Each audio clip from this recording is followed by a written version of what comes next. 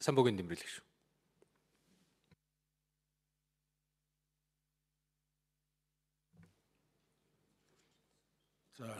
За баярлалаа. Оюнбаатар дэмжиж байгаа. Оюнбаатарт амжилт хүсье.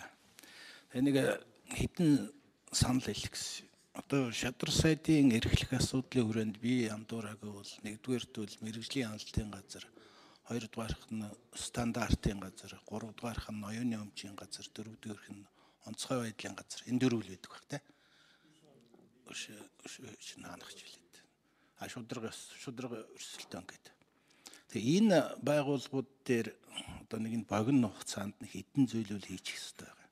За нэгдүгээрт бол мэрэгжлийн хяналтын газрын хувьд бол хууль нь хэсэг гишүү санаачлаад 2 удаа буцаж тэгж байгаа одоо нэг юм гацалтын байдалд орсон байна. Тэр гацалтын байдлын гол шалтгаан нь юунд байна гэхээр хууль санаачлагчид нь дотроо бас зөрчилтэйгээр мэрэгжлийн хяналтыг одоо ийм цөөхөн хэдэн сарын хугацаанд энэ мэрэгжлийн хяналтыг төвлөрлийг задлах гэсэн.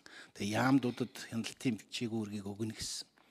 Тэгээ энийг бол одоо шил ардын нам бол эсрүүцэж байгаа. Би энийг дэмжиж байгаа.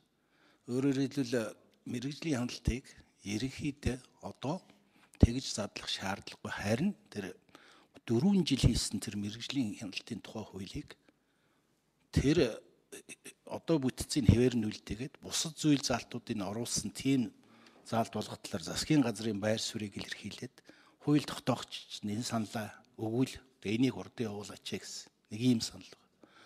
Хоёрдугаарх нь юуны хувьд стандартын хувьд бас хууль нь бэлэн болцсон. Өөрөөр хэлбэл энэ чинь нэг Монгол улсад өрнөж байгаа өрнөх ёстой явагдаж байгаа реформын нэг их чухал хэсэг болсон стандартын тухай хууль юм байна. Энийг маш хурдан өргөн бариасаа гэж өөрөө хариуцж байгаа учраас хууль нь бол бэлэн болцсон. Одоо яг нэг төсөл хэрэгжиж байгаа. Одоо ер нь тийм хуулийг бол одоо бошгох юм. Энэ одоо стандартын тухай Евро стандарт энэ гэж олон засаг ярьсан. Энэ зүйл маань стандарт техникийн зохицуултын тухай энэ ойлголтууд нийгмийн ойлголт энэ цаашаа нэг реформын нэг иж хэсэг байх хэрэгтэй. Гуравдугаарх нь одоо ингээ манай хөрөнгө оруулалт ингээ саарчээд байна.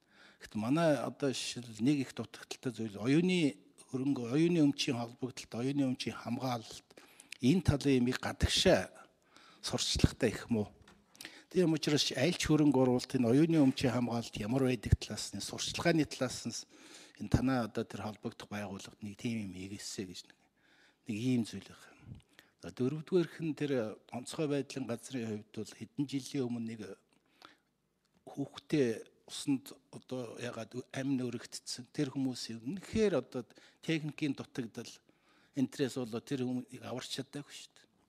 Тийм учраас одоо онцгой байдлын ерөнхий газрын тэр одоогийн технологийн төвшин юу дутж байгаа хөрөнгө оруулалт дээр онцгой анхаараасаа гэсэн нэг ийм нэг дөрвөн санал хэлэх гэсэн юм аа баярлалаа.